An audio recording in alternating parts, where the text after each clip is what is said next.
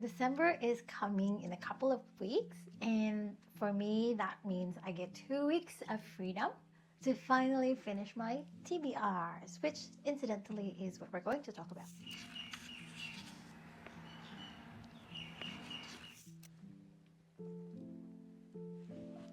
First is Tress of the Emerald Sea by Sanderson. This is my first Sanderson book because I haven't gotten to the part of Wheel of Time where he was a co-writer. I've actually already started this one. It's humorous. That's one of the reviews, the back cover of this version that I bought. Engrossing world building, appealing characters, and the sense of humor make this a winning entry in the Sanderson canon. I just want to read out one excerpt from the book which made me laugh. The main character's name is Tress, and she was saying in the introduction, in short, she was not saying. The narrator was saying in the introduction, Tress was a normal teenage girl. She knew this because the other girls often mentioned how they weren't like everyone else. And after a while, Tress figured that the group everyone else must include only her. The other girls were obviously right, as they all knew how to be unique. They were so good at it, in fact, that they did it together. So the humor is subtle like that, but in just a couple of pages that I've read, I think I'm up to chapter 3, I've found myself laughing out loud, legit laughing out loud when I read from the book. Didn't expect him to be a humorous author just because I know my husband was reading Mistborn, and I think it's a high fantasy novel. So it's interesting to see that he uses different styles in writing. So hopefully I finish it before my actual holiday. Next is book 2 of the Tales of Earth's Sea. I've already finished the first book. This book that I bought had the 4 books in it, and I marked each book with a tab. I really like the first book. I know that Ursula K. Le Guin was very much influenced by Tolkien, and I can definitely see that from how she was writing. It's high fantasy-ish. I guess it is because it does have many books in the series, and I actually got to reading this book. I found out about this book because I read in a Reddit post that a lot of Harry Potter plots were similar. A lot of the Harry Potter plots were similar to the story from this book. And when I was reading it, I couldn't see the similarities that they were saying. Like, definitely magical boy, magical school. But other than that, the tone of the whole book is completely different. But that is to say, I watched a vlog from this YouTube creator. It's a very, very nice watch.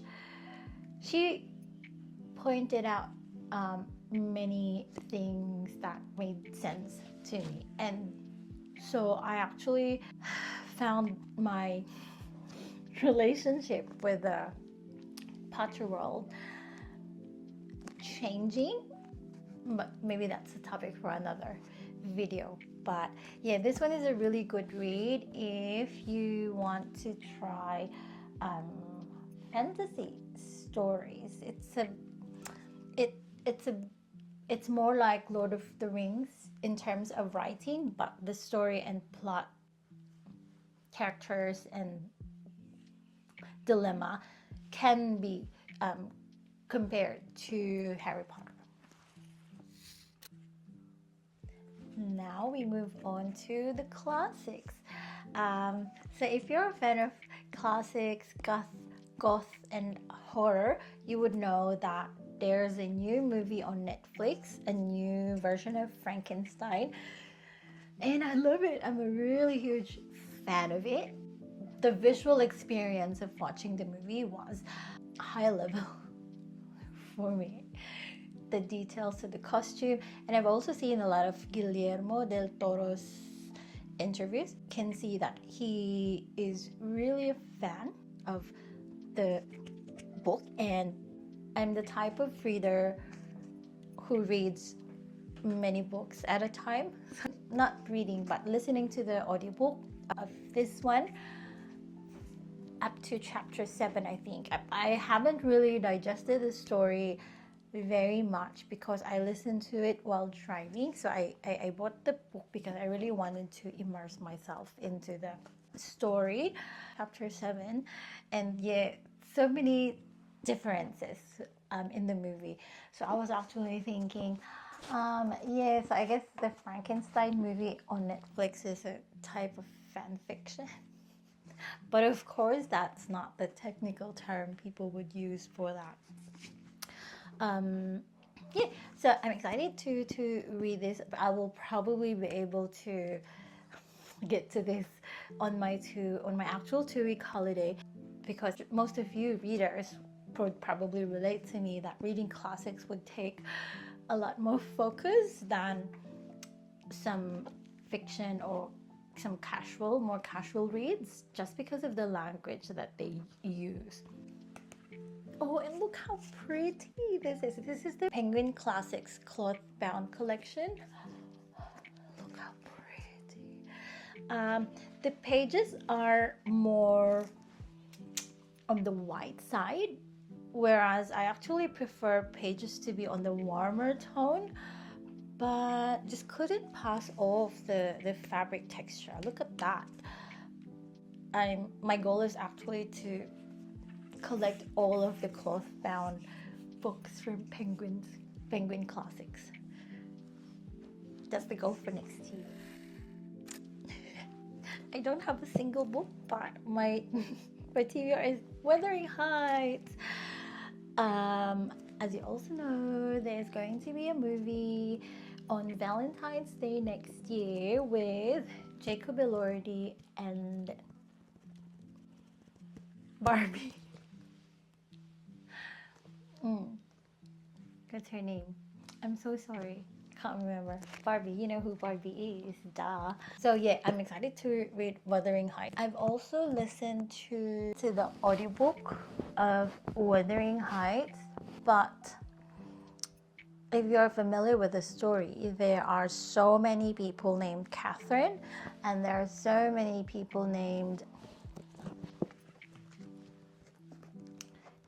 who's that? Hendrik, Kathy, Catherine, and no, there's so many people called, oh my god, Heathcliff, from I guess multiple generations. Yeah, I think that's, see, I don't even know, and it's very confusing to listen to it. So I also aim to read it before February next year so that I can critique the movie righteously. If I do have extra time, I think I'm going to reread Jane Eyre. Jane Eyre is my current favorite. Which publishing house is this from? Is it Barnes and Nobles? I've also been recently very interested in different versions of books. Like when you go to the bookshop nowadays, my favorite bookstore is Harry Hartog.